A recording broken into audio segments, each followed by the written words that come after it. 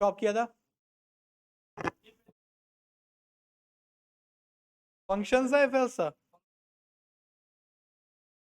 Functions था।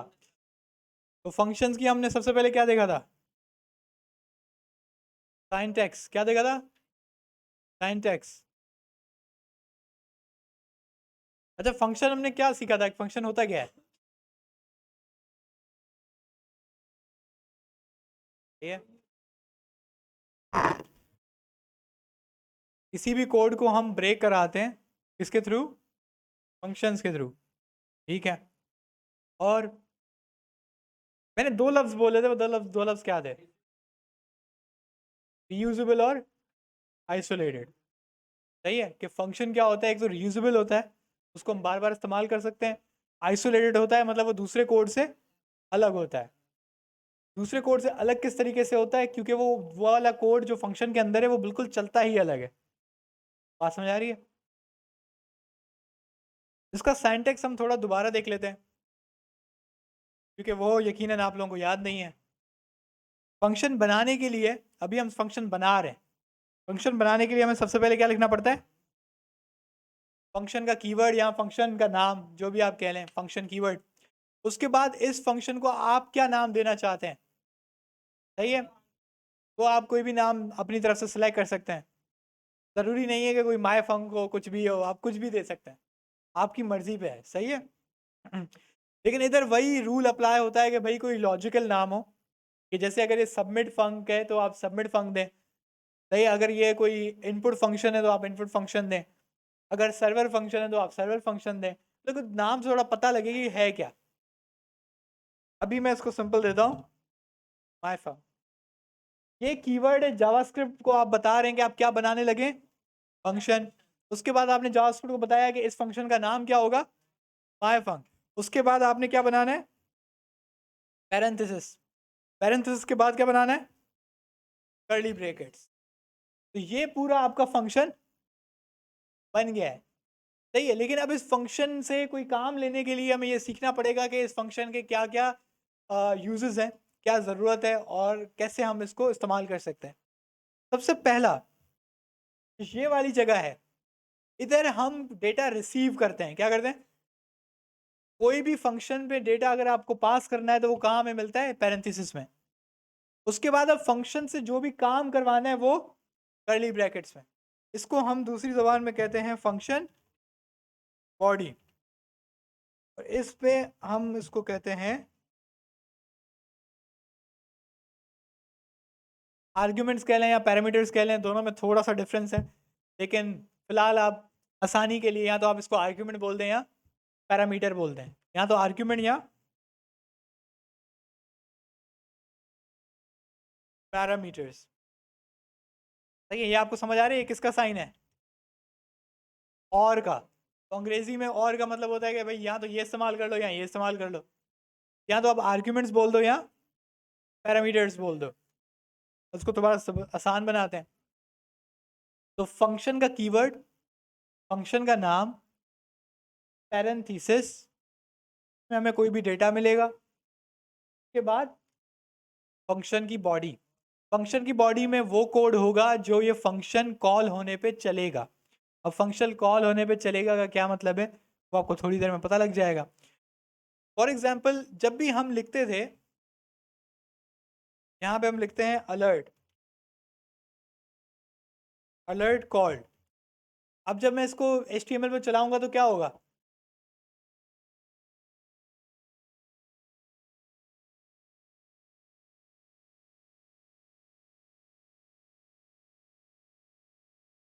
तो क्या हुआ?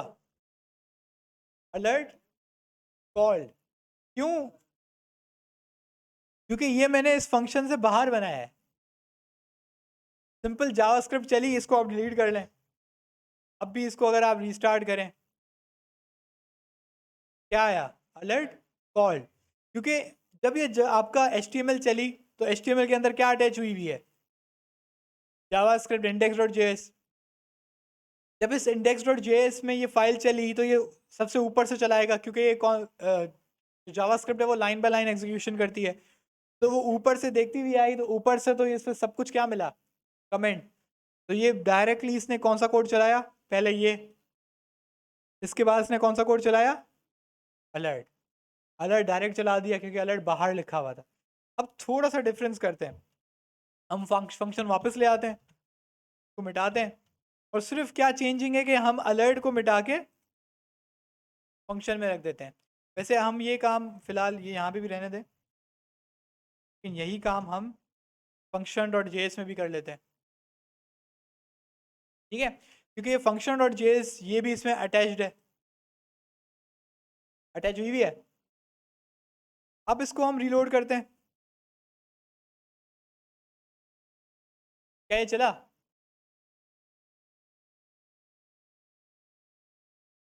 देखें मैं समझाने की कोशिश क्या कर रहा हूँ कि अलर्ट जब बाहर था, आप जब पेज को लोड कर रहे थे, इवन दोबारा इसको चेक कर लेते हैं, इसके देखें मैं कहाँ जा रहा हूँ, इसके पैरेंथेसिस के बाहर, तो हम फंक्शन से बाहर आ चुके हैं। जब हमने फंक्शन के बाहर अलर्ट लिखा तो इसने डायरेक्टली क्या चला दिया, अलर्ट, जैसे कि जावास्क्रिप्ट कर रहा था पहले भी शुरू शुरू में जब हमने अलर्ट पढ़ा था। लेकिन यही कोड अगर मैं फंक्शन के अंदर लिख रहा हूं और अब मैं इसको रीलोड कर रहा हूं तो मेरा अलर्ट नहीं आ रहा। समझ आ रही है कि अब मैं क्यों कह रहा था कि फंक्शन का जो कोड होता है वो सबसे अलग होता है। अब वो कोड तब तक नहीं चलेगा जब तक आप इस फंक्शन को चलने को नहीं कहते। समझ रहे हैं, जिस तरीके से अब आपके वहां पे बटन्स हैं, ये बटन इन पंखों से कनेक्टेड हैं, जब तक वो बटन ऑन नहीं होगा ये पंखा नहीं चलेगा। फंक्शन के अंदर जो कोड लिखा हुआ होता है उसका भी हाल कुछ ऐसा ही है कि वो कोड वहां लिखा हुआ तो है लेकिन वो तब तक नहीं चलेगा जब तक उस फंक्शन को आप चलाते नहीं। अब इस फंक्शन को हम चलाएं कैसे, तो इस फंक्शन को चलाने का बहुत आसान तरीका है कि इस चीज को कॉपी करें,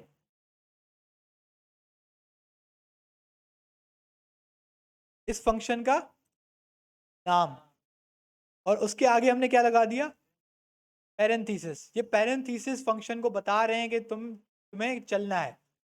सही है, जब आप इस फंक्शन के नाम के आगे तो पैरेंथेसिस लगाएंगे तो क्या हो जाएगा, फंक्शन चल जाएगा। अब जरा हम दोबारा वापस जाते हैं तो हमें अलर्ट कॉल मिल गया, क्यों कि जावास्क्रिप्ट पहले लाइन नंबर 1 पे आया, उसने कहा अच्छा फंक्शन बना रहा है तो ये कोड एग्जीक्यूट नहीं करेगा, वो चलाएगा नहीं, बस इसको पढ़ लेगा। उसने पढ़ लिया और वो जब लाइन नंबर 5 पे आया तो उसने बोला अच्छा इस फंक्शन को चलाना है, वो वापस गया लाइन नंबर 1 पे और देखा कि इस फंक्शन के अंदर क्या लिखा हुआ है। वो बेसिकली कौन सी चीज चलाता है, फंक्शन बॉडी चलाता है। क्या चलाता है, तो हम थोड़ा और दूसरे तरीके से लिख लेते हैं, हम लिख देते हैं डॉक्यूमेंट डॉट राइट, यहाँ पे हम लिख लेते हैं दिस इज फंक्शन बॉडी। सही है, अब हमारे पास क्या प्रिंट हो रहा है, फंक्शन बॉडी। क्यों, क्योंकि मैंने यहाँ पे इस फंक्शन को चलाया है। अगेन इसको मैं रिमूव कर दूं तो अब देखें वो लाइन गायब हो गई। तो समझाने की कोशिश क्या कर रहा हूँ कि फंक्शन में जो भी आप कोड लिखते हैं वो सिर्फ तब चलेगा जब आप इस फंक्शन को चलाते हैं। पहले ये आपको बात समझनी है। दूसरी जो समझने वाली बात है कि ये फंक्शन का पहला लफ्ज था आइसोलेटेड, वो आपको पता चल गया कि ये कोड को अलहदा कर देता है और वो कोड सिर्फ तब चलेगा जब इस फंक्शन को आप चलाओगे। इसको हम लोग क्या कहते हैं, फंक्शन कॉल और फंक्शन एग्जीक्यूशन के दो नाम है। इस पूरे चीज को आप क्या कहते हैं, फंक्शन कॉल या फंक्शन एग्जीक्यूशन। अगर आपको कोई कहता है इस फंक्शन को कॉल कराओ तो आपने इस फंक्शन का नाम लिखना है और उसके आगे क्या लगा देने, पैरेंथेसिस। या आपको कोई कहता है इस फंक्शन को एग्जीक्यूट कराओ तो एग्जीक्यूट कराने का मतलब भी सेम ही है। बात समझ आ रही है। तो ये काम तो मुझे समझ आ गया आइसोलेटेड का, कि इस कोड को हमने नॉर्मल जावास्क्रिप्ट से अलहदा कर दिया और ये सिर्फ तब चलेगा जब हम इस फंक्शन को चलाएंगे। दूसरा लफ्ज क्या था, रीयूजेबल। रीयूजेबल का क्या मतलब है कि अब मैंने ये लाइन एक दफा लिखी, लेकिन अगर मैं इस फंक्शन को 5 दफा कॉल कराऊंगा तो ये वाला कोड 5 दफा चलेगा। सही है। अगर ये थोड़ा सा खूबसूरत कर इसको दिखाएं तो हम क्या कर सकते हैं कि इधर हम लोग फॉर लाइन में हम क्या लिख देंगे, यार का टैग, तब हम फंक्शन बॉडी चल रहा है। बात समझ आई। सिंपल। ये तो हो गया फंक्शन चलाना, को कॉल करना और उसको इस्तेमाल करना। सही है, इसमें कोई सवाल है अभी तक? अभी आपकी फंक्शन फंक्शन की जो ये सारा आपका लॉजिक है, ये आपको बहुत ज़्यादा इस्तेमाल करना है। ये जावास्क्रिप्ट पूरी की पूरी डिपेंड करती है किस पे? फंक्शंस पे। इवन जब आप रिएक्ट पढ़ रहे होंगे तो रिएक्ट का जो अप्रोच हम आपको पढ़ाएंगे तो हम कहते ही फंक्शनल कंपोनेंट्स है। तो पूरी रिएक्ट आप बनाओगे किसके थ्रू बनाओगे? फंक्शंस के थ्रू। तो ये बहुत इंपॉर्टेंट टॉपिक है। बोले? हाँ, तीन अलग बने हुए हैं। ठीक है, नाम अलग अलग हो। आपकी बात बिल्कुल सही है। मैं कहता हूँ दिस इज फंक्शन 1। सही है। मैं क्या करता हूँ, इस पूरे फंक्शन को कॉपी करता हूँ, 2 3। इस फंक्शन को नाम दे दिया माई फंक 2, इसको नाम दे दिया माई फंक 3, और इधर हमने लिख दिया 2, इधर हमने लिख दिया 3। अब मैंने कितने फंक्शंस बनाए हुए हैं? 3। तीनों के अंदर कंटेंट अलग अलग है, और ऐसा ही होता है, हर फंक्शन के अंदर कोड अलग ही होता है, क्योंकि आपने 2 फंक्शन बनाए, इसका मतलब है कि आपको 2 फंक्शन की जरूरत थी। ठीक है। अब आप सिंपल क्या करते हैं, आपको पता है ये फंक्शन कैसे चलता है। आपने इस फंक्शन का नाम लिखा, आपने पैरेंथेसिस लगाया, आपने देखा क्या चला, दिस इज फंक्शन 1। ये पहला फंक्शन चला, क्यों? क्योंकि मैंने कॉल किसको करा है? पहले को। अब मैं यहाँ पे 2 लगा देता हूँ, अब मैं किसको कॉल करा रहा हूँ? तो सिर्फ कौन किसकी लाइन चलेगी? 2 की। अगेन आप 3 को चला लें तो 3 की। इवन आप ये भी कर सकते हैं कि आपने, ये पहला वाला फंक्शन है, ये दूसरा वाला फंक्शन है, और ये आपने तीनों एक साथ लिख दिए, तो तीनों एक साथ चल गए। समझ रहे? और सीक्वेंस भी वही है जो आपने यहाँ पे कॉल करा है। अगर आप 2 को पहले करा लें तो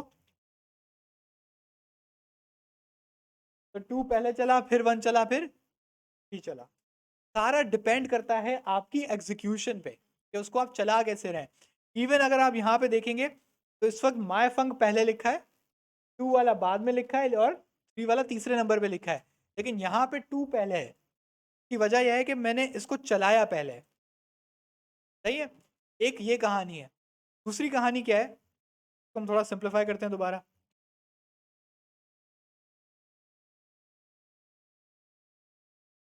ये तो बात बहुत समझ आ रही है कि पहले जावास्क्रिप्ट ने इस फंक्शन को पढ़ा, जावास्क्रिप्ट को पता लगा भाई आपने ये फंक्शन बनाया है जिसके अंदर 2 लाइनें हैं। अच्छा, फंक्शंस को हम रीयूजेबल, आइसोलेटेड वगैरह क्यों कहते हैं, और क्यों कहते हैं कि फंक्शन एक बहुत अच्छी चीज़ है? अगर आप देख रहे हैं तो उसके अंदर कितनी लाइनें हैं? 2। लेकिन आप इन दोनों लाइनों को कितनी लाइन से चला रहे हो? एक लाइन से। अब यहाँ पे ज़रूरी नहीं कि इसके अंदर 2 लाइन हो, इसके अंदर भले 150 लाइनें होती, लेकिन आपको चलाने के लिए सिर्फ कितनी लाइन चाहिए? एक। और इसको हम मॉड्यूलाइजेशन भी कहते हैं, मॉड्यूलराइजेशन कहते हैं इसको हम। मॉड्यूलराइजेशन में क्या होता है कि आप एक फाइल के अंदर एक ही फंक्शन बना सकते हैं। सही है, क्योंकि आप यहाँ पे आप देख रहे हैं कि आपने इंपोर्ट किया हुआ है, आप यहाँ पे जितनी चाहे फाइलें इंपोर्ट कर सकते हैं। तो आप सोचें कि आपके पास 150-200 लाइनों का एक कोड है, एक फंक्शन है, आपने वो एक और जगह पे इस्तेमाल करना है। अब आपको पता है कि आपने उसको दूसरी ही फाइल में लिखा हुआ है, लेकिन आपने उसको इंपोर्ट किया कि कहाँ पे कराया हुआ है, जहाँ पे आपको उसकी ज़रूरत है। तो वो 150-200 लाइनें जो तीसरी फाइल में लिखी हुई हैं, अब आपको वो दिख भी नहीं रही। आपको सिर्फ क्या दिखेगा, वो एक लाइन जहाँ पे आप सिर्फ उसको कॉल कराएंगे। तो आपका कोड कितना साफ सुथरा हो जाएगा। बात समझ आ रही है? दूसरा, आप फर्ज करें कि आपको 150 लाइनों का एक कोड है जो आपको बार बार इस्तेमाल करना है। समझ लेंगे, पहले ऊपर कहीं इस्तेमाल करना है, फिर कहीं नीचे कहीं इस्तेमाल करना है। अगर आपके पास फंक्शन नहीं होता तो आपको ये 150 लाइनें ऊपर भी लिखनी पड़ती हैं और नीचे भी लिखनी पड़ती। लेकिन फंक्शन में क्या फ़ायदा है कि आप एक दफ़ा लिख लें और उसका बस नाम लिख दें, वो दोनों दफ़ा कॉल हो जाएगा। बात समझ आ रही है? बहुत सिंपल सी अप्रोच है। फंक्शंस की एक और मैंने चीज़ बताई थी कि इस फंक्शन को अगर आप यहाँ से डिलीट करें और मैं इसको यहाँ पे कॉल कराऊँ, चलेगा? अगर आप इसको लॉजिकली देखें तो हम हटा देते हैं थोड़ी देर, कमेंट आउट हो गया। मेरे बेसिकली हमें करना क्या चाह रहा हूँ, आप लिख रहे हैं var a b c a b it is equals to a b c 1 2 3। सही है। क्या आपने वेरिएबल क्या किया है? बनाया है। अंग्रेजी में क्या बोलते थे? डिक्लेयर किया है। हमने वेरिएबल डिक्लेयर किया है और उसके अंदर क्या वैल्यू सेव हुई है? स्ट्रिंग सेव हुआ है ABC 1 2 3। अब अगर मैं इसको यहाँ पर अलर्ट करवाता हूँ AB और मैं पीछे आता हूँ तो मेरे पास क्या हुआ है? अलर्ट आया है, उसके अंदर अलर्ट के अंदर क्या लिखा हुआ है, ABC 1 2 3, बिल्कुल वैसे ही जैसे चलना चाहिए था, क्योंकि हमने इसमें क्या पास किया है, वेरिएबल। अगर मैं ये कॉपी करूं यहाँ से और यहाँ पे, क्या ये चलेगा? चलेगा? इधर टेक्निकल मसला क्या है?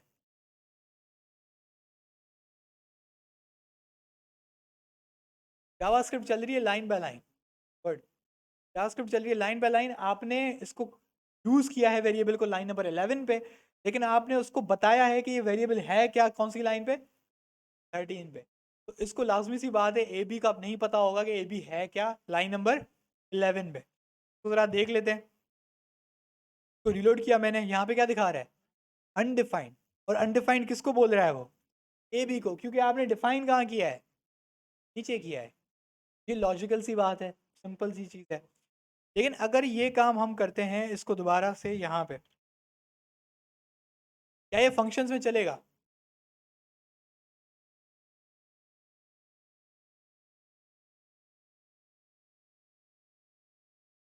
ये फंक्शन में चल गया। अब बात ये समझने वाली है कि ऐसा क्यों हुआ। आपने फंक्शन को डिफाइन किया लाइन नंबर 4 पर, इसका मतलब है कि माई फंक वेरिएबल एग्जिस्ट ही नहीं करता था लाइन नंबर 1 पे। बात समझ रहे हैं? अच्छा, ये भी वेरिएबल ही है, आपको ये बात समझ आ रही है? सिर्फ इस वेरिएबल में स्ट्रिंग, नंबर, इनके इनके बजाय क्या सेव हुआ हुआ है, फंक्शन। क्या सेव हुआ हुआ है, फंक्शन। इसको हम जरा देख लेते हैं कि क्या ये मेरी बात सच है। यहाँ पे हम आते हैं इंस्पेक्ट पे, हम आते हैं कंसोल पे। कंसोल आपको याद है, आपके फंक्शन का नाम क्या है, माय। मैंने सिर्फ माय फंक लिखा, अभी मैंने पैरेंथेसिस नहीं लगाया, पैरेंथेसिस नहीं लगाऊंगा तो वो नहीं चलेगा। मैंने एंटर दबाया तो नीचे आपको क्या बता रहा है, माय फंक्शन। और अगर आप इसको एक्सपेंड करें तो आपको ये बता रहा है कि ये एक फंक्शन है और ये माय फंक है, और इसके अंदर क्या कुछ है, ये सारा कुछ आपको यहाँ पे बता रहा है। बात समझ आ रही है? तो बेसिकली ये पता लगा कि माय फंक बेसिकली एक वेरिएबल है जिसके अंदर क्या सेव हुआ है, फंक्शन खुद। ठीक है, तो ये बेसिकली वेरिएबल ही है, फंक्शन का नाम के अंदर सिर्फ ये पूरा फंक्शन सेव हो जाता है। तो वेरिएबल वाली लॉजिक यहाँ अप्लाई क्यों नहीं हुई, क्योंकि जावास्क्रिप्ट को जब भी ये वाला लफ्ज नजर आता है, कौन सा, फंक्शन, तो वो इसको सबसे पहले पढ़ता है। का मतलब है कि जावास्क्रिप्ट पहली बारी में सब कुछ एग्जीक्यूट नहीं कराता, वो पहली फर्स्ट जो उसका राउंड होता है वो सबसे पहले आता है देखने के लिए कि पूरी फाइल में फंक्शन तो नहीं है। मतलब वो लाइन नंबर 1 से शुरू करेगा और लाइन नंबर 10 तक जाएगा और देखेगा कि भाई इस पूरे पीस ऑफ कोड में फंक्शन तो नहीं है। लेकिन अगर वो देखने आया तो उसको पता लगा यार लाइन नंबर 4 पे फंक्शन है, तो पहले वो इस फंक्शन को रीड कर लेगा, पढ़ लेगा। समझ आ रही है? वो फिर इसको चलाने की बात करेगा, फिर वो फिर दोबारा से लाइन नंबर 1 पे आएगा, बोलेगा अब स्क्रिप्ट चलाते हैं। सही है? तो इसका मतलब वो दो टर्न्स मारता है। पहली टर्न में वो फंक्शन रीड करके लाता है, दूसरी टर्न में वो एक्चुअल जावास्क्रिप्ट चलाना शुरू करता है। सही है? तो ये बात आपकी फंक्शंस की थोड़ी निराली है कि आप भले फंक्शंस को नीचे डिफाइन करें, ऊपर डिफाइन करें, इससे कोई फर्क नहीं पड़ता। अगर आपने इसको डिफाइन कहीं ना कहीं किया है तो वो लाजमी चलेगा। अब लाजमी सी बात है कि अब आपने माई फंक 2 चलाया ही नहीं है कहीं पे, तो यहाँ पे आपको एरर क्या देगा, माई फंक 2 इज नॉट डिफाइंड। और ये कहाँ पे एरर देता है हमेशा, कॉन्सोल में एरर देता है। कहाँ देता है? और ये कॉन्सोल खुलता है कैसे, इंस्पेक्ट से यहाँ तो खोलें या F12 दबा दें तो भी ये खुल जाता है, लेकिन ये डायरेक्ट नहीं खुलता। पहले क्या खुलता है, क्रोम में इसको एलिमेंट कहते हैं और फायरफॉक्स में इसको इंस्पेक्टर कहते हैं। आई थिंक इसका हमने बहुत यूज़ किया है जब हमने बूटस्ट्रैप, HTML CSS पढ़ी। अभी जावास्क्रिप्ट में हम कौन सी वाली टैब इस्तेमाल करेंगे, कॉन्सोल। उसके बाद जब आप नोड जेएस और एक्सप्रेस जेएस पढ़ोगे तो आप ये वाली टैब इस्तेमाल करोगे। जब आप नेटवर्क, जब आप रिएक्ट इस्तेमाल कर रहे होगे तो आप स्टोरेज वाली टैब पढ़ोगे। सही, तो ये डिफरेंट डिफरेंट टैब्स हैं जिसको आपको लैंग्वेजेस के साथ आप पढ़ोगे और उसका क्या यूज़ होता है। तो फिलहाल हमारे काम की कौन सी है, कंसोल। आप इंस्पेक्टर या एलिमेंट से थोड़ा एक स्टेप आगे आ गए हो, अब आपको जो काम वाली टैब है वो कंसोल है। तो चलें, ये फंक्शन के बारे में हमने पढ़ लिया, फंक्शन ऐसे चल रहा है, बेहतरीन है। अब ज़रा बात करते हैं कि फंक्शंस में वेरिएबल्स कैसे इस्तेमाल होते हैं। ठीक है, हम एक काम करते हैं, यहाँ पे बनाते हैं var name abc 1 2 3। इसमें कोई गलती है कौन से स्पेस की? ये तो स्ट्रिंग है ना मेरे भाई, स्ट्रिंग में तो मेरी मर्जी है, मैं जो भी लिखूं। बात समझ आ रही है? ये कोटेशन नेम है।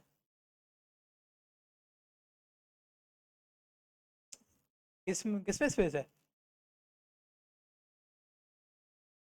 नहीं नहीं, मैं अभी सिंपल, ये फंक्शन के अंदर है ना हम लोग, मैं फंक्शन के अंदर ही वेरिएबल बना रहा हूँ। बात समझ आ रही है? मैंने इस डॉक्यूमेंट, बल्कि इस डॉक्यूमेंट और राइट को अब उड़ाते हैं। अब आप थोड़ा जावास्क्रिप्ट में आए और हम क्या इस्तेमाल करते हैं, console डॉट लॉग। जिन बच्चों को नहीं याद है, अगर आप डॉक्यूमेंट डॉट राइट करोगे तो आपको यहाँ पे डेटा दिखता है, अगर आप console डॉट लॉग करोगे तो आपको डेटा कंसोल में दिखता है यहाँ पे। सही है? तो लेकिन अभी आप जावास्क्रिप्ट पढ़ रहे हो तो हम क्या क्या यूज़ करेंगे ज़्यादातर? कंसोल डॉक्यूमेंट डॉट राइट जो है बच्चे इस्तेमाल करते हैं, यानी कि जब शुरू शुरू में जावास्क्रिप्ट शुरू हो रही होती है। अभी आपने डेटा टाइप्स पढ़ ली हैं, वेरिएबल्स पढ़ लिए हैं, तो आपको console लॉग पे आ जाना चाहिए। लेकिन असाइनमेंट आपको फिर भी डॉक्यूमेंट डॉट राइट वाला दिया जाएगा। खैर, हमने फंक्शन की बॉडी के अंदर एक वेरिएबल बनाया, उस वेरिएबल का नाम क्या है? नेम। अगर मैं इस कंसोल में नेम वेरिएबल पास करूंगा तो कंसोल में क्या प्रिंट होना चाहिए?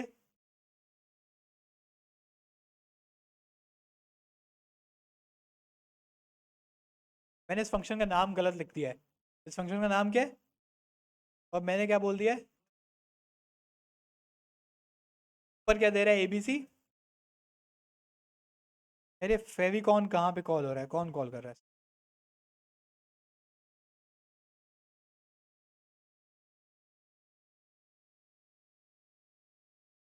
हम्म,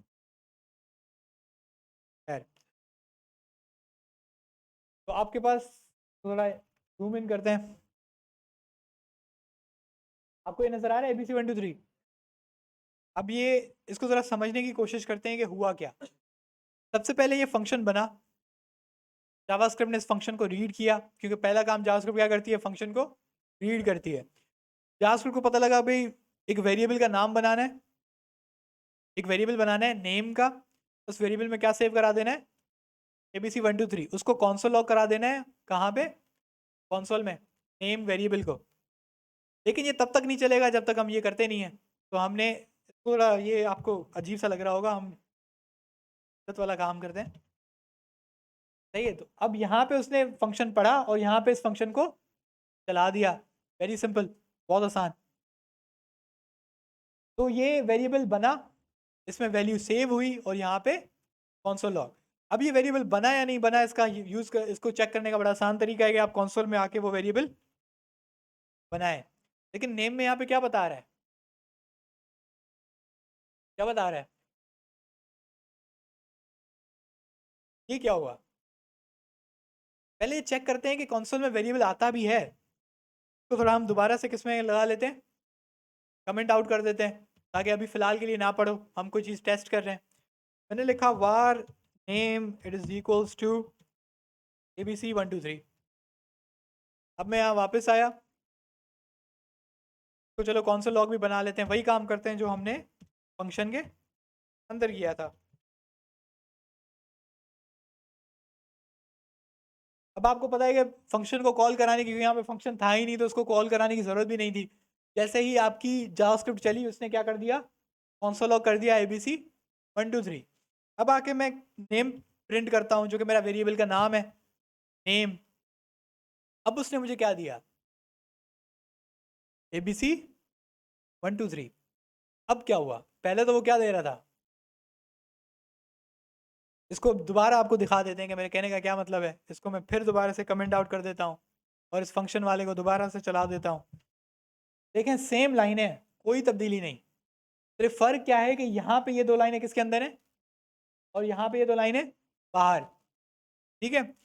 सेम काम दोबारा किया, प्रोडक्ट सेम आया, console लॉग में क्या प्रिंट हुआ? abc 1 2 3। लेकिन बस एक फर्क हुआ कि मैं जब अब नेम लिख रहा हूँ तो मुझे क्या दिखा रहा है? ये बेसिकली पुराना इसका डेटा है, वो उसको कैशे मेमोरी मिल गई।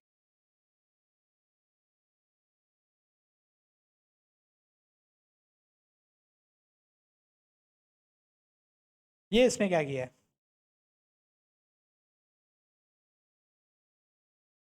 लेकिन पुराना वाला तो मैंने कमेंट आउट कर दिया है। यहाँ पे फायरफॉक्स पागल है क्या?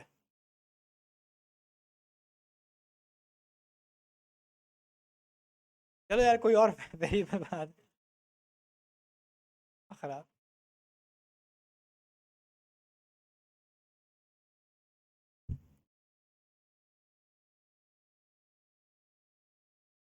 नहीं सही है, name two is not defined, सही है। नेम बेसिकली जो है वो जावास्क्रिप्ट का अपना भी एक वेरिएबल है, वो तभी एम्प्टी स्ट्रिंग दे रहा था। वैसे नॉर्मली ये भी देता है, बात एक ही है, यहाँ तो अनडिफाइंड दे या तो आपको यहाँ पे बता दे कि name two is not defined. बात एक ही है, दोनों का मकसद एक ही है। नेम टू यहाँ पे डिफाइंड नहीं है, हालांकि ये नेम टू यहाँ पे हमने बनाया है। ये बात समझ आ रही है? अब हम इसको ज़रा चले आते हैं, इसको भी ज़रा नेम टू ही कर देते हैं। ये भी क्या था, नेम टू। अब इसको हम दोबारा मिटा देते हैं। अब ये फंक्शन के बाहर है। अब इसको चलाया मैंने, ए बी सी डी 1 2 3 आया। अब मैं जब करूँगा नेम टू तो मेरे पास क्या आ रहा है, ए बी सी 1 2 3। दोनों की लाइनें सेम है, दोनों में सिर्फ ये फ़र्क आ रहा है कि एक जगह पे नेम टू कंसोल में मिल रहा है, एक जगह पे नहीं मिल रहा है। अब दोनों में फ़र्क क्या है,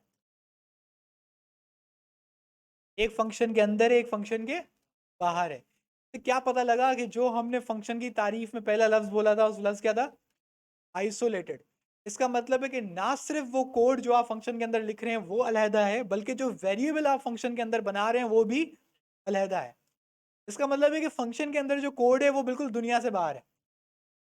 सही है, वो जावास्क्रिप्ट के बाहर अवेलेबल है ही नहीं। जावास्क्रिप्ट उसको पहचान ही नहीं रहा कि नेम टू नाम का वेरिएबल है भी।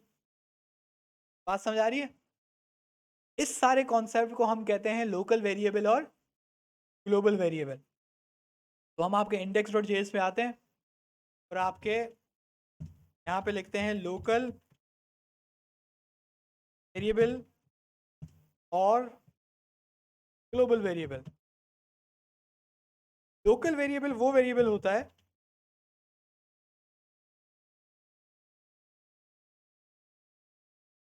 It is inside of a function, और ग्लोबल वेरिएबल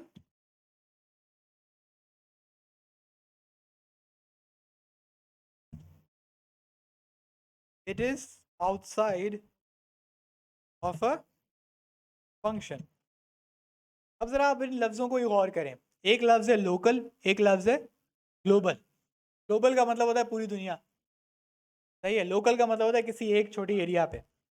तो लोकल फंक्शन के अंदर जो वेरिएबल है उसी को क्यों लोकल कह रहा है कि उसकी दुनिया कहाँ तक है, फंक्शन तक। फंक्शन का पहले वो करली ब्रैकेट जहाँ पे स्टार्ट हुआ और जहाँ पे ख़त्म हुआ उस वेरिएबल की दुनिया ख़त्म हो गई। लेकिन जो इन दो पैरेंथेसिस के बाहर जो भी वेरिएबल बनता है वो कौन सा वेरिएबल है, ग्लोबल। अब लेकिन एक इंटरेस्टिंग सवाल उठता है। सबसे पहली चीज़,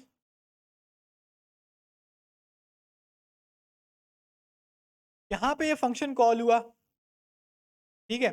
मैं इसके नीचे लिखता हूँ console dot log name two. अब लॉजिक समझ आ रही है मैं क्या कर रहा हूँ? वेरिएबल बन तो इस फंक्शन के अंदर ही रहा है, लेकिन लाइन नंबर 6 पे मैंने इस फंक्शन को चलाया। चलाने का मतलब है कि जावास्क्रिप्ट ने लाइन नंबर 2 और 3 को एग्जीक्यूट किया होगा, चलाया होगा। अब जब लाइन नंबर 2 और 3 चल गई हैं तो क्या इस लाइन नंबर 8 पे मुझे नेम टू मिलेगा? बात समझ रहे हैं कॉम्प्लिकेशन क्या है? लिखने में बहुत आसान है लेकिन लॉजिक क्या है कि यहाँ पे लॉजिकली लाइन नंबर 2 3 चल जाएंगी। क्यों? क्योंकि लाइन नंबर 6 पे फंक्शन चल रहा है। अब लाइन नंबर 8 पे सवाल उठता है कि क्योंकि ये लाइन नंबर 2 3 चल चुकी हैं तो क्या अब नेम टू का वेरिएबल मुझे लाइन नंबर 8 में मिलेगा या नहीं? लॉजिक क्या कहती है, मिलेगा नहीं मिलेगा? नहीं मिलने की वजह क्या है?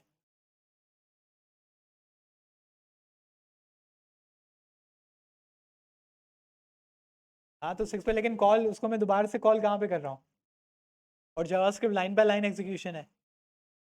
तो लाइन नंबर, जब वो लाइन नंबर उसने 2 3 चला दी है लाइन नंबर 6 पे, तो वो लाइन नंबर 8 पे उसको मिलना नहीं चाहिए क्या?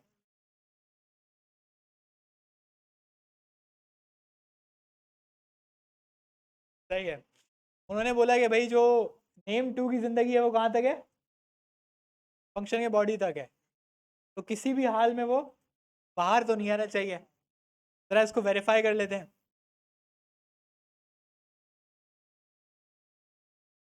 ये फंक्शन, ये एरर कहाँ से उठ रहा है, फंक्शन जेएस की फाइल के लाइन नंबर 8 पर।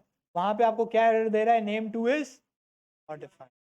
का मतलब ये रूल वाजे रहा कि जो वेरिएबल फंक्शन के अंदर बनाया जाएगा उसकी दुनिया फंक्शन के अंदर तक ही है, बाहर की दुनिया को पता भी नहीं है कि वो फंक्शन, वो वेरिएबल है भी। बात समझ आई? ये टेक्निकल टर्म है, इंटरव्यूज में बहुत ज़्यादा पूछी जाती है। बहुत सिंपल सी चीज़ है, लेकिन वो आपको अलग अलग किस्म की लॉजिक बना के दिखाएंगे। जैसे कि एक एक क्वेश्चन नॉर्मली पूछा जाता है बहुत सिंपल।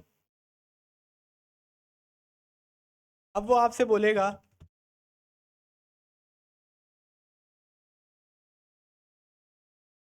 ये चलेगा?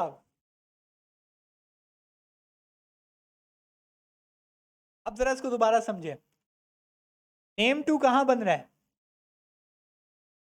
पहले फंक्शन में, और लाइन नंबर 10 पे पहला फंक्शन चल गया। लाइन नंबर 6 पे एक और फंक्शन है, लेकिन उस फंक्शन का नाम क्या है, फंक्शन टू। उसके अंदर मैंने कौन सा वेरिएबल कॉन्सल कराया है, नेम टू, जो बना बेसिकली कहाँ है, फंक्शन वन में। अब दोबारा सवाल उठता है कि क्या यहाँ पे लाइन नंबर 7, लाइन नंबर 12 पे कॉल कराने पे चलेगी या नहीं चलेगी। लेकिन आपकी एक थोड़ी सी आपकी वाली बात है कि जो वेरिएबल फंक्शन बॉडी के अंदर होता है उसकी दुनिया भी फंक्शन के अंदर होती है, तो ये भी तो फंक्शन की दुनिया है।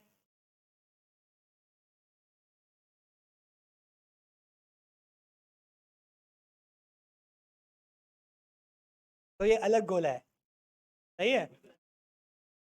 तो नेम टू है वो पहले वाले गोले पे, ये दूसरे वाले गोले पे, तो ये यहाँ पे नहीं चलेगी क्योंकि इनको पता ही नहीं है ये चीज़ यहाँ पर है।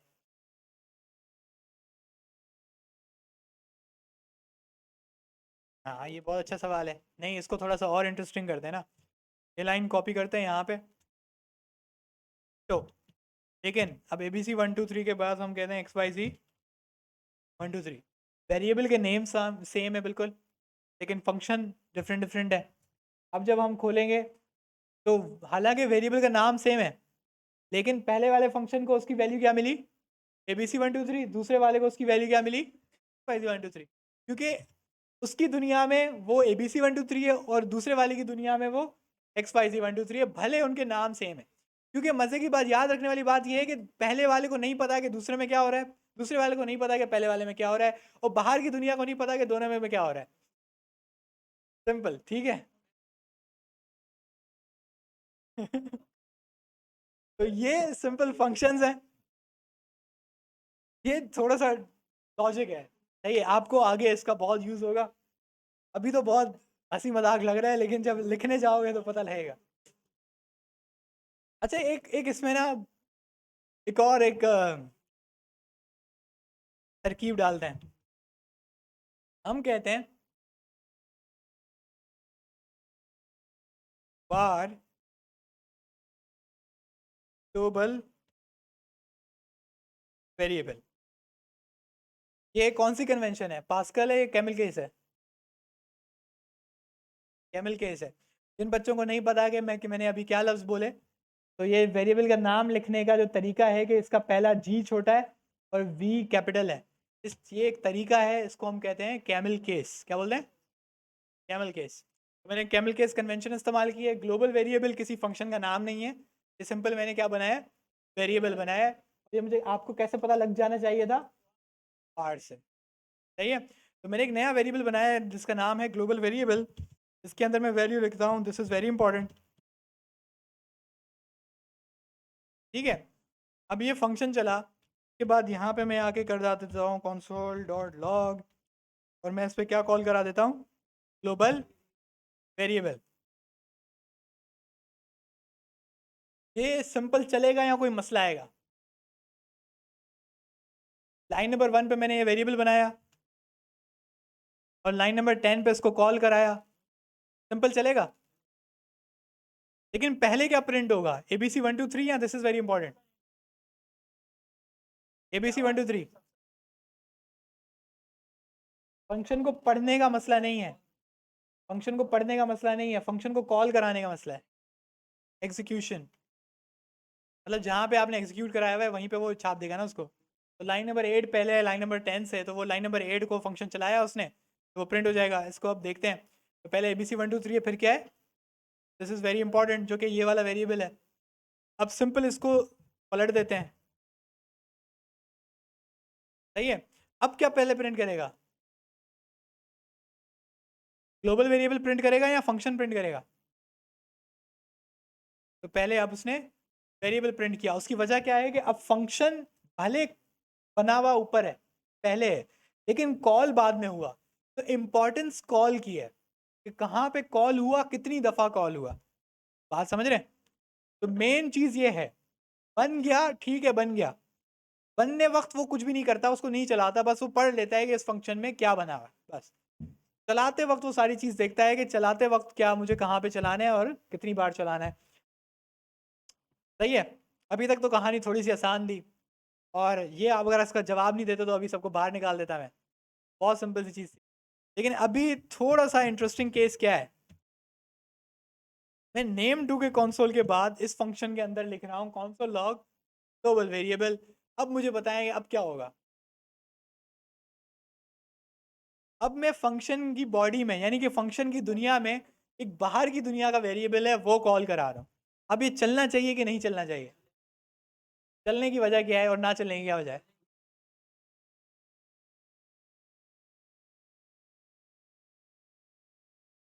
मतलब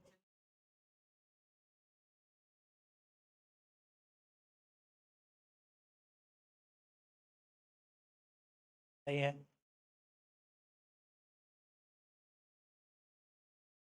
तो चलेगा नहीं चलेगा? नहीं चलेगा। तो हमारे पास दो ओपिनियंस हैं, और दोनों ओपिनियन वही ओपिनियन है जो अभी मैंने थोड़ी देर पहले पढ़ा है, सही है। तो आप दोनों अपनी अपनी जगह पे, आपने रूल जैसे समझा आपने उसको वैसे कहा। कि एक बंदा कह रहा है कि भाई ग्लोबल वेरिएबल जो है ये सबकी दुनिया में ग्लोबल है, सही है, इस वजह से इसको यहाँ पे चलना चाहिए, भले ये फंक्शन की दुनिया है। एक बंदे ने कहा नहीं ये फंक्शन की दुनिया है तो ये अलग होनी चाहिए, जो कि हमने बोला थोड़ी देर पहले, हमने देखा भी कि इसकी दुनिया बिल्कुल अलग होती है, और इस वजह से ये वाला वेरिएबल इधर नहीं मिलना चाहिए जब तक हम इस वेरिएबल के नाम को यहाँ पे डिक्लेयर नहीं कराते। दोनों की लॉजिक है और बेसिस भी है, सही है। ये मैं ये इन दोनों को नहीं कह सकता कि इनकी लॉजिक की बेस नहीं है। लेकिन ज़रा देखते हैं कि जावास्क्रिप्ट क्या करता है, क्योंकि इंपॉर्टेंट वो है।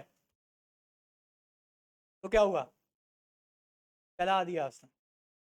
अब समझने वाली बात ये है कि जो चीज़ फंक्शन के बाहर डिसाइड होती है या बनाई जाती है वो क्या होती है, ग्लोबल। इसको क्या कहते हैं, ग्लोबल। जो फंक्शन के अंदर बनाई जाती है उसको क्या कहते हैं, लोकल।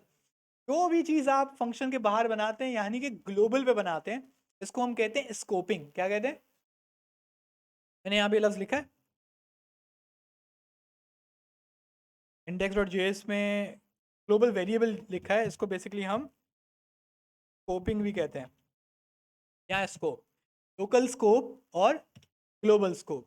अगेन ये सिर्फ जावास्क्रिप्ट की क्वालिटी नहीं है, ये तकरीबन आपकी जो भी प्रोग्रामिंग लैंग्वेज है ये उसकी क्वालिटी है। आप दुनिया की कोई भी प्रोग्रामिंग लैंग्वेज पढ़ेंगे उसमें लोकल स्कोप और ग्लोबल स्कोप लाजमी होता है। अब ये लोकल स्कोप और ग्लोबल स्कोप क्या होता है, लोकल स्कोप जिस तरीके से आपको समझ में आया सबसे आसान है कि जो चीज़ फंक्शन के अंदर है वो फंक्शन के अंदर है, वो और कहीं भी नहीं मिलेगी। लेकिन जो चीज़ फंक्शन के बाहर है, सही है, जो चीज़ फंक्शन के बाहर है वो किस स्कोप में, वो ग्लोबल स्कोप में। और जो चीज़ ग्लोबल स्कोप में वो सबके लिए अवेलेबल होती है, सही है, बात समझ आ रही है। ये कुछ ऐसा है आपका आसमान, अब जो चीज़ अर्थ पे है वो सिर्फ अर्थ पे है, वो मार्स पे नहीं है। जो चीज़ मार्स पे वो सिर्फ मार्स पे, वो अर्थ पे नहीं है या दूसरी जगह पे नहीं है। लेकिन जो चीज़ आसमान में है जैसे आपका सूरज, तो वो अर्थ के लिए भी अवेलेबल है और मार्स के लिए भी अवेलेबल है, उसकी लाइट दोनों जगह पहुंचती है। सही है, ऐसा तो नहीं है कि मार्स पे दिन नहीं होता, होता है। ठीक है, टाइम थोड़ा डिफरेंट होता है लेकिन होता है। ठीक है, पता है मार्स पे कितने दिन का दिन होता है?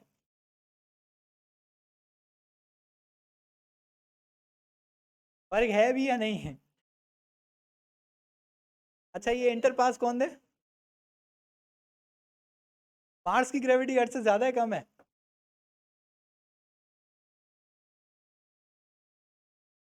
मून की ग्रेविटी का फैक्टर क्या है?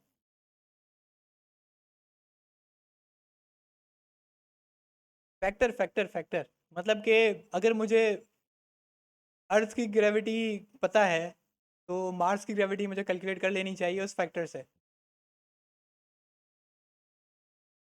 वो नंबर क्या है बेसिकली पता है क्या? 9.8 जी। वो अर्थ की क्या है?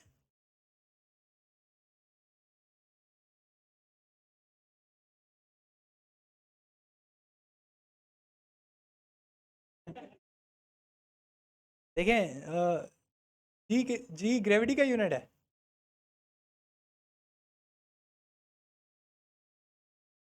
जी फॉर ग्रेविटी। भाई 9.8 जो है ना, वो आपका मीटर पर सेकंड स्क्वायर है। वो एक्सेलरेशन है, 9.8 इज एक्सेलरेशन, 9.8 मीटर पर सेकंड स्क्वायर होता है, जी नहीं होता भाई। सही है। वो जो जी होती है वो फैक्टराइज्ड होता है। सही है। तो 9.8 मीटर पर सेकंड स्क्वायर का बेसिकली मतलब है कि अगर किसी चीज़ को आप फेंकोगे तो वो हर सेकंड पे 9.8 टाइम्स उसकी स्पीड बढ़ेगी। 9.8 को नॉर्मली 10 भी लिख लेते हैं आसानी के लिए, कैलकुलेशन क्विक मैथ्स। अगर आपको कोई एंट्री टेस्ट में सवाल आता है तो कभी भी 9.8 नहीं करते, उसको क्या कंसिडर करते हैं? क्या 10, क्योंकि उसमें आपके पास कैलकुलेटर नहीं होता। जो बच्चों ने इंटरमीडिएट कर दी, अगर आप नस्ट वगैरह का टेस्ट देंगे तो आपके पास कैलकुलेटर नहीं होता।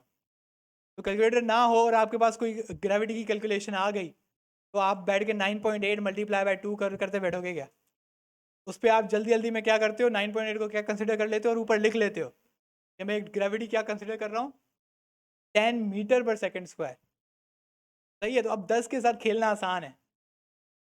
सही है, इसका मतलब है कि अगर एक ऑब्जेक्ट आपने फेंका तो पहले सेकंड के बाद उसकी स्पीड क्या होगी? 10 मीटर पर सेकंड। दूसरे सेकंड के बाद उसकी स्पीड क्या होगी? 30 मीटर पर सेकंड। इस तरह से उसकी स्पीड बढ़ती है। बात समझ आ रही है?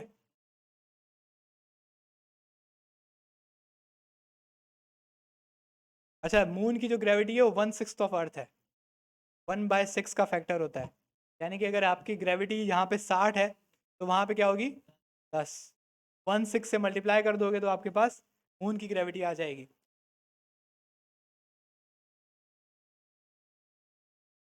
मार्स का यार, ये तो मुझे, हाँ थोड़ा ज़्यादा है, 1 पॉइंट समथिंग है उसका, क्योंकि उसका डिस्टेंस थोड़ा ज़्यादा है, थोड़ा ज़्यादा टाइम लगता है।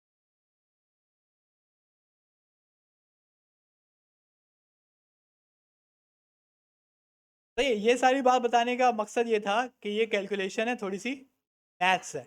मैथ्स ज़रूरी है, ख़ास तौर पे कहाँ पे? प्रोग्रामिंग लैंग्वेज में। और आप कौन सी प्रोग्रामिंग लैंग्वेज पढ़ रहे हैं? जावास्क्रिप्ट। अब हम वापस आते हैं दुनियाओं में। तो हमें पता लगा कि भाई ये वाला वेरिएबल जब हमने फंक्शन के अंदर इस्तेमाल किया तो इसकी वैल्यू मिल गई और प्रिंट हो गई। लेकिन अब थोड़ा सा इसको और तब्दील करते हैं। मैं कहता हूँ,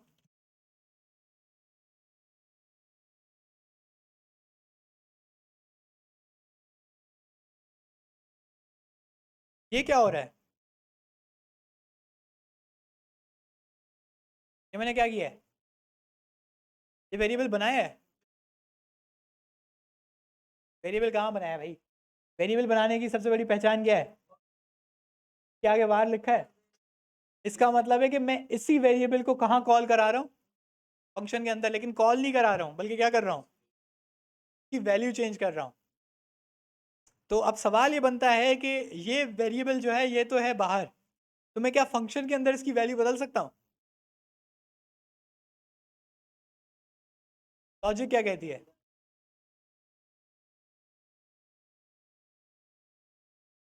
लाइन बाय लाइन चलती है। अच्छा बदल सकते हैं, मतलब कि यहाँ पे जो कॉन्सोल लॉग होगा उसके अंदर क्या आएगा, देख लेते हैं भाई क्या प्रिंट हुआ। का मतलब है कि ये वैल्यू चेंज हो गई। लेकिन अब एक और सवाल बनता है,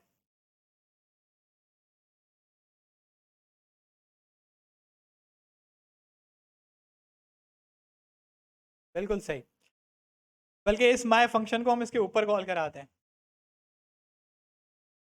अब जरा मुझे बताएं कि यहाँ पे पहले तो समझने की कोशिश करते हैं यहाँ पे हो क्या रहा है। सबसे पहले मैंने एक दुनिया से बाहर एक वेरिएबल बनाया जिसको हम क्या नाम दे रहे हैं, ग्लोबल वेरिएबल। अच्छा ये इसका नाम भी ग्लोबल वेरिएबल है और ये है भी ग्लोबल स्कोप, सही है। इसको तभी मैंने नाम ही ग्लोबल वेरिएबल दिया है। उसके बाद एक फंक्शन चल रहा है, बन रहा है बल्कि, एक फंक्शन बना। इस फंक्शन के अंदर इस वेरिएबल की वैल्यू चेंज हुई और यहाँ पे वो प्रिंट हुई। ये फंक्शन कौन सी लाइन पे चला, 12वीं पे। उसके बाद मैंने फिर इस ग्लोबल वेरिएबल को कॉन्सोल लॉग कराया, लेकिन इस दफा फंक्शन से बाहर। अब मेरा सवाल ये है कि फंक्शन की दुनिया तो अपनी दुनिया होती है, तो ये जो चेंजिंग हुई क्या ये सिर्फ फंक्शन के अंदर बाकी रहेगी या बाकी बाहर भी आएगी।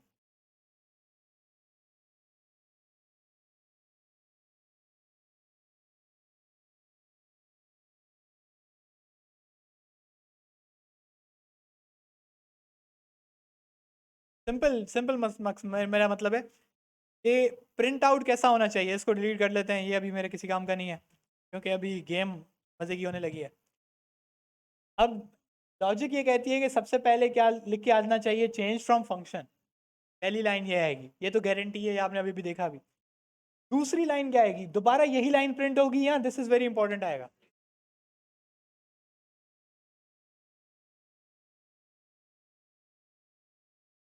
This is very important.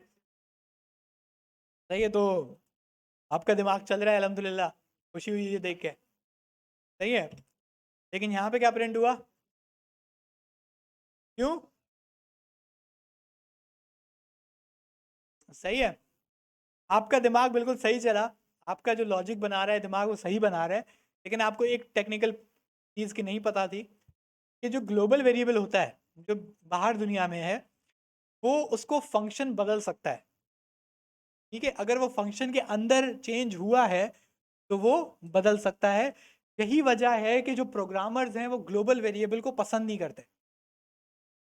सही है, इसकी वजह थोड़ी समझें। मैं इस फंक्शन को दोबारा से कॉल कराता हूँ और समझें कि ये फंक्शन है,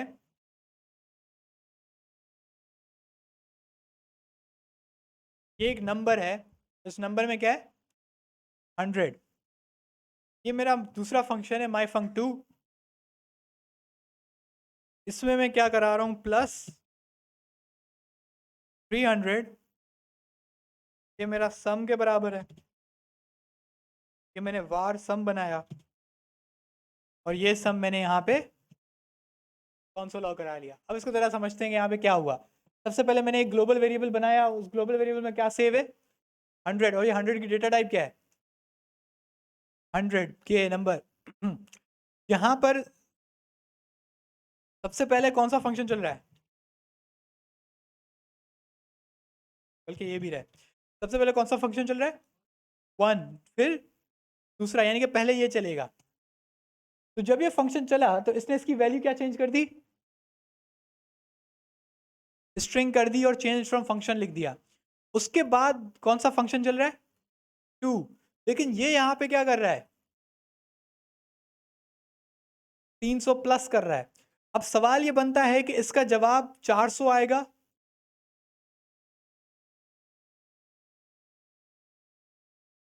सही है, चेक करते हैं।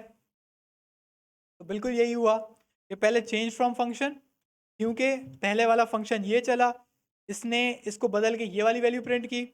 उसके बाद फंक्शन ये वाला चला, इसने प्लस 300 करके ये चीज़ प्रिंट की। और फाइनली ये वाला कंसोल लॉग चला जिसमें सिंपल ये वाली वैल्यू प्रिंट कर दी, लेकिन अब उसकी वैल्यू बदल चुकी है यहाँ पे। लॉजिक समझ आई। लेकिन अगर हम लोग उसको थोड़ा सा पलट दें, अब क्या होगा,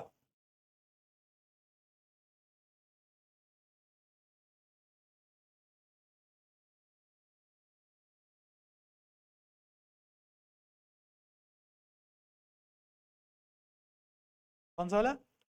नहीं नहीं, यहाँ पे देखो मैं इसकी वैल्यू बदल नहीं रहा हूँ, उसको सिर्फ इस्तेमाल कर रहा हूँ। अब इसको ज़रा देखते हैं कि क्या हुआ। मैंने सिर्फ क्या किया, मैंने इसकी एग्जीक्यूशन पलट दी। अब मैं कौन सा फंक्शन पहले चला रहा हूँ, बाद में कौन सा चला रहा हूँ? 1। तो 2 पहले चलेगा। अब मुझे बताएं कि पहले प्रिंट क्या होगा।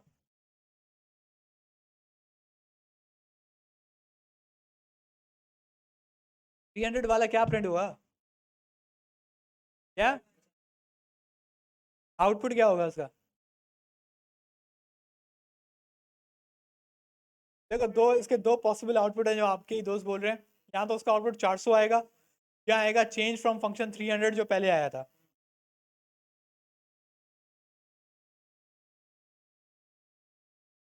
क्या?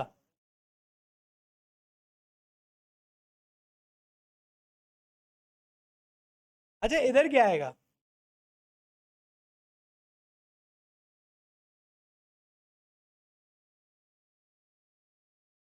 क्या आया? अब देखें काम सेम है, सब कुछ सेम था, बस मैंने क्या की, फंक्शन की एग्जीक्यूशन की पोजीशन चेंज कर दी। तो कितना बड़ा फर्क आ गया कि पहले चेंज फ्रॉम 300 आ रहा था, अब यहाँ पे पहले 400 आ रहा है, और दूसरे वाले में चेंज फ्रॉम फंक्शन, सिर्फ चेंज फ्रॉम फंक्शन प्रिंट हो रहा है। तो इतना बड़ा चेंज हो गया सिर्फ इसका ऑर्डर बदलने में। अब उसको जरा समझते हैं लाइन बाय लाइन के हुआ क्या। जब स्क्रिप्ट चली तो सबसे पहले ग्लोबल वेरिएबल में क्या सेव हुआ? 100। उसके बाद कौन सा फंक्शन चला? 2। तो 2 फंक्शन में क्या है कि इसने 100 प्लस कर दिए किसमें? 300 में, और उसने 400 प्रिंट कर दिया। Very simple. उसके बाद वो गया फंक्शन 1 में। फंक्शन 1 में उसने कहा कि भाई ग्लोबल वेरिएबल की वैल्यू बदलो और उसको प्रिंट कर दो। उसके बाद वो आया फाइनली लाइन नंबर 21 पे। अब क्योंकि इसकी वैल्यू बदल चुकी है तो उसने ये वाली वैल्यू यहाँ पे प्रिंट कर दी। यही वजह है। अब आप देख रहे हैं कि पहले नंबर है, उस पर कैलकुलेशन नंबर पे लगी हुई है, उसके बाद वो उसकी वैल्यू बदल के उसने क्या कर दी? स्ट्रिंग। तो उसने पूरी तबाही मचा दी। किस फंक्शन की? इस फंक्शन की। ये किसी काम का ही नहीं रहा। ये सारा किससे फर्क पड़ा? सिर्फ उसकी आपकी ग्लोबल वेरिएबल की वो आपका जो वैल्यू चेंज करने से। इस वजह से हमारा एक जनरल रूल होता है कि हम कोशिश करते हैं कि ग्लोबल वेरिएबल कम से कम इस्तेमाल हो। बात समझ आ रही है? क्योंकि ग्लोबल वेरिएबल में फर्ज करेंगे आपके पास अभी तो ये आप सीख रहे हैं तो आपके पास दो फंक्शन है, ठीक है। मैं आपको फाइलें दिखाना शुरू करूंगा ना, तो यहाँ पर ऐसे ऐसे मेरे पास प्रोजेक्ट्स पड़े हुए हैं इस वक्त भी, जिसके अंदर 80 80 90 90 फंक्शंस बने हुए हैं। अब कौन सा फंक्शन क्या यूज कर रहा है, किस फंक्शन में क्या हो रहा है, कहीं भी आपने थोड़ा सा कोई ग्लोबल वेरिएबल बदला और उस वेरिएबल को आपने कहीं और इस्तेमाल किया तो आपका कोड सारा आगे पीछे हो जाता है। इस वजह से हमें बड़ा ख्याल करना पड़ता है कि कौन सा वेरिएबल कहाँ पे इस्तेमाल हो रहा है। बात समझ आई? कोई इसमें सवाल है क्या? फंक्शन बनाने को लाइन बाय लाइन नहीं पढ़ता, सबको एक साथ पढ़ लेता है। वो सिर्फ वो इसको चलाते वक्त देखता है कि पहले किसको चलाना है और बाद में किसको चलाना है। इतनी बात समझ आई है? ये आपके फंक्शन की लॉजिक बिल्डिंग है, इसको हम लॉजिक बिल्डिंग का काम देते हैं। नॉर्मली ये आपको खुद करनी चाहिए, सही है, लेकिन मुझे लगता है कि ये थोड़ी सी टेक्निकल है। आपको ये समझने में थोड़ा, जब तक आप एक्सपीरियंस इसका उठाते तो करते तब तक आपको ये बातें पता लगती। सही है, ये सारी चीज़ें ऐसे होती हैं क्योंकि आपका आपके लिए जावास्क्रिप्ट अजीबोगरीब बिहेव कर रहा होता है कि एक कंडीशन में कुछ कर रहा है, दूसरी कंडीशन में कुछ कर रहा है, क्योंकि आपको इसका पता नहीं था। सही है। तो ये सब याद रखने के लिए आपको क्या करना पड़ेगी? प्रैक्टिस करनी पड़ेगी। आपको खुद ये चीज़ लिखनी पड़ेगी कि भाई ये ग्लोबल वेरिएबल का क्या इफेक्ट होगा, लोकल वेरिएबल का क्या इफेक्ट होगा। तो हमने ये समझा कि फंक्शन के अंदर जो वेरिएबल बनता है वो किसका फंक्शन, वो वेरिएबल है फंक्शन का। वो फंक्शन की दुनिया के जो दुनिया है उसी के अंदर वो है, बाहर उसका कुछ भी नहीं हो सकता। सही है। लेकिन अगर वेरिएबल कोई बाहर बनाया हुआ है तो वो फंक्शन के अंदर यूज भी हो सकता है और चेंज भी हो सकता है, दोनों पॉसिबिलिटीज है। और वो वेरिएबल सारे फंक्शंस में अवेलेबल होगा। इसको इस तरीके से लें कि ये सेंट्रल डेटाबेस है आपका। सही है। ये तब भी हमेशा यूज होता है कि जब आपको एक वैल्यू सारे फंक्शंस में देनी होती है। बात समझ आ रही है? जैसे कि आपको, अगर मैं सिंपल सा एग्जांपल दूं तो आपकी वेबसाइट्स के ऊपर एक बटन होता है जिसको आप क्लिक करते हैं तो आपकी वेबसाइट डार्क थीम हो जाती है, फिर आप उसको क्लिक करते हैं लाइट थीम हो जाती है। तो अब वो पूरे जितने भी आपके डिव एलिमेंट्स जो भी कुछ है वो सबको पास हुआ हुआ है वो एक वेरिएबल। तो ये बता रहा है कि आपको डार्क मोड चाहिए या लाइट मोड चाहिए। तो जहाँ पे आपको सेंट्रल डेटाबेस चाहिए होता है, जो आपको पता है कि बहुत सारे फंक्शन इस्तेमाल करेंगे, उसको आप क्या बना लेते हैं, ग्लोबल वेरिएबल बना। लेकिन ग्लोबल वेरिएबल बनाते हुए बड़ा ध्यान रखा जाए कि कोशिश की जाए कि फंक्शन के अंदर उसका इस्तेमाल ना किया जाए। बात समझ आ रही है? अच्छा, एक और थोड़ा सा एक इंटरेस्टिंग केस करते हैं। मैं इसको बचने के लिए मैं करता हूँ वार। अभी बस एंड करते हैं क्लास को थोड़ी देर में, क्योंकि मुझे पता है कि जो लॉजिक की बातें होती है ना, वो जितना ओवरलोड करते जाओ वो पीछे वाला भूलता जाता है बंदा। सही है? वो बिल्कुल उस कैमरा की तरह है कि वो जो लास्ट 24 आवर्स की वीडियो रिकॉर्ड करती है। सही है कि अगला 24 घंटा आया, पिछला घंटा खत्म। सही है, मुझे पता है इसका। इसको बस लाइट रखेंगे। आज फंक्शंस हैं, कल हम इस फंक्शंस के आर्ग्यूमेंट से खेलना सीखेंगे। सही है, और इसको फाइनली आखिरी में हम लोग कॉल बैक फंक्शंस पढ़ेंगे। कॉल बैक फंक्शन बहुत सिंपल है, सुनने में बड़ा मुश्किल लगता है और बड़ा अच्छा लगता है। तो यहाँ पे हम एक काम करते हैं। मैं कहता हूँ var global variable it is equals to 200। मुझे ज़रा बताएं कि यहाँ पे क्या प्रिंट होगा, 100 या 200? बात समझ रहे हैं? ये पेचीदगी यहाँ पे क्या है कि दोनों ग्लोबल वेरिएबल का लोकल वेरिएबल का नाम सेम है। अब वो प्रिंट किसको करेगा, वो ग्लोबल को करेगा या लोकल को करेगा? क्योंकि बाय लॉजिक ये भी पता है कि ग्लोबल वाला लोकल में अवेलेबल होता है। लोकल करेगा। क्या प्रिंट हुआ? क्योंकि बेसिकली यहाँ से आया है। ठीक है, तो हमेशा वो प्रेफरेंस किसको देता है, लोकल वेरिएबल को प्रेफरेंस देता है। अगर आप लोकल आपने बनाया हुआ है, अगर आप इसको ज़रा थोड़ा सा दोबारा से वही लॉजिक वाला काम करें, तो आप देखेंगे उसको पहले ग्लोबल वेरिएबल का पता था, लेकिन जब आपने लोकल वेरिएबल में सेम नाम का एक वेरिएबल बना लिया, तो अब उसकी दुनिया में सबसे करीब करीब कौन है, ये वाला लोकल वेरिएबल। तो वो इस लोकल वेरिएबल को हमेशा प्रेफरेंस देता है। अब ज़रा इसको बस फाइनल चीज़ तो हम कहते हैं local variable equals to global variable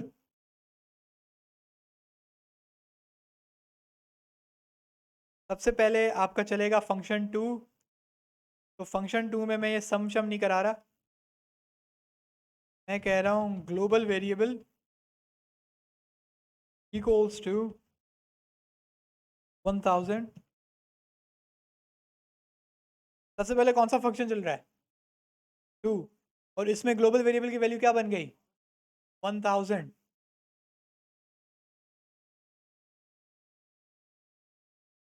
अब ज़रा बताएंगे यहाँ पे क्या आएगा,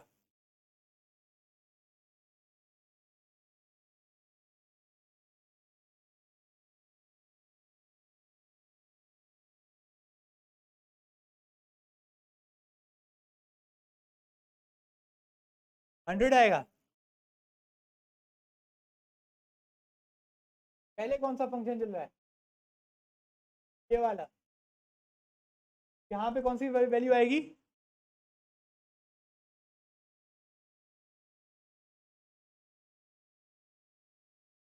अच्छा तीनों की वैल्यू क्या है, की वजह क्या है कि पहले कौन सा फंक्शन चला, 2, इसमें ग्लोबल वेरिएबल क्या सेट हो गया, 1000, तो इसने क्या प्रिंट कर दिया। उसके बाद फंक्शन चला तो इसने लोकल वेरिएबल में क्या सेव कर लिया, ग्लोबल वेरिएबल, लेकिन उस वक्त ग्लोबल वेरिएबल की वैल्यू क्या थी, 1000, तो उसने यहाँ पे क्या प्रिंट कर लिया, 1000, ये वाला के बाहर। अच्छा, लेकिन अब एक और छोटी सी इंटरेस्टिंग चीज़ है कि यहाँ पे मैं करता हूँ 2000। अब मुझे बताएं कि ये मैं किसकी वैल्यू बदल रहा हूँ, लोकल वेरिएबल की, और ये वेरिएबल किसके बराबर है, तो क्या ग्लोबल वेरिएबल की यहाँ पे वैल्यू 2000 होगी,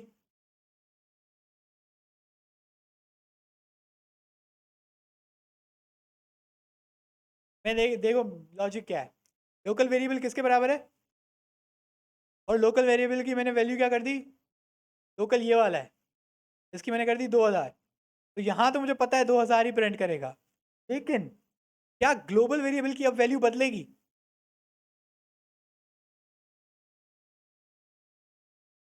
मतलब मैं कह रहा हूँ यहाँ पे चलो फंक्शन 2 को भूल जाओ, मैं कह रहा हूँ लाइन नंबर 21 पे क्या प्रिंट होगा, 2000 या 1000? ये किसको कॉल कर रहा है? तो यहाँ पे लोकल वेरिएबल की वैल्यू बदलने से ग्लोबल वेरिएबल की वैल्यू बदल जाएगी, क्योंकि ये दोनों एक दूसरे के बराबर तो हैं।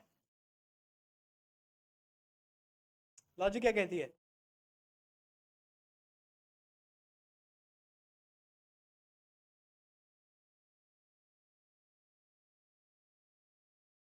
क्या आया? वो हम कहते हैं कॉपी करना, सही है। ये डिजास्टर से बचने का एक सिंपल तरीका है, तबाही से बचने का तरीका है कि आपके पास एक ग्लोबल वेरिएबल है, लेकिन किसी पॉइंट पे आके फंक्शन के अंदर आपको लाजमी उसकी वैल्यू बदलनी है। तो आप क्या करते हो, सबसे ऊपर ऊपर उसकी कॉपी बना लेते हो। कॉपी कैसे बना लेते हो? एक उसी फंक्शन के अंदर एक नया वेरिएबल बनाते हो और इस वेरिएबल के अंदर किसकी वैल्यू सेव कर लेते हो, ग्लोबल वेरिएबल की। तो अब आप इसके साथ जो छेड़खानी करना चाहो कर सकते हो, उसका कोई भी असर ग्लोबल वेरिएबल पे नहीं पड़ता। इससे आपकी बेसिकली लॉजिक सेफ रहती है, ग्लोबल वेरिएबल की वैल्यू में कोई तब्दीली नहीं आती। क्या? ये थोड़ी सी नई बात है। तो ये डिफरेंट डिफरेंट केसेस हैं जो आपकी ज़िंदगी में कभी कभी उभरेंगे, जब आप मुश्किलात का सामना करेंगे और आपकी वैल्यूज़ आ रही, आपको चाहिए होगा 50, आ रही होगी 0, तो फिर आप सोच रहे होंगे यार ये क्या हुआ। अब इस मामले में क्यों मुश्किलात पेश आती हैं ज़्यादा से ज़्यादा, क्योंकि कोई एरर नहीं होता। अब कोई चीज़ गलत नहीं हुई है, लेकिन उसका आउटपुट गलत है। तो जो आपको कंपनी का बॉस होगा वो कहेगा ये तो कचरा है, सही है। आप बोलोगे यार कैसी बात कर रहे हो, मैंने इतनी मेहनत की है, वो बोलेगा भाई मेरे लिए तो कचरा है, क्योंकि आउटपुट इसका क्या है, गलत। जब उसका आउटपुट गलत है, आप बोलोगे एरर भी नहीं आ रहा, अब इसका वो जो फॉल्ट है ढूंढने में सबसे ज़्यादा मुश्किल आती है। और इसी का फॉल्ट ढूंढने के लिए आपको ये वाली लॉजिक्स पता होनी चाहिए कि ग्लोबल वेरिएबल की असाइनमेंट कहाँ कहाँ पॉसिबल है, ग्लोबल वेरिएबल कैसे यूज़ होता है, लोकल वेरिएबल की असाइनमेंट कहाँ कहाँ पॉसिबल है और उसकी यूजेज कहाँ कहाँ तक है।